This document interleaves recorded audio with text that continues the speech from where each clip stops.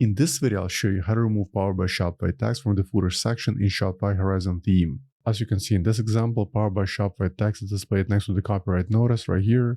Let's go ahead and remove it. At first, let's log into Shopify admin account. Once you're in Shopify dashboard, on the left side of the screen, click on the online store.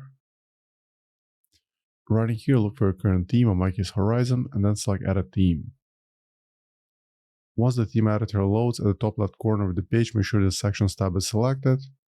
From here, on the left side of the screen, under Footer, expand Utilities, and then select Copyright Block. On the right side of the screen, you'll find the copyright settings. Look for this option, Show Powered by Shopify. Let's deactivate it, and then save the changes. Once the changes are saved, allow a few minutes for them to update, then go back to your website, ensure you're refreshing the homepage. Okay, let's scroll all the way down, and as you can see, Powered by Shopify text has been hidden. So for now, that's all for this video. Hope you found useful, and for more Shopify tutorials, please subscribe to my channel. Thank you.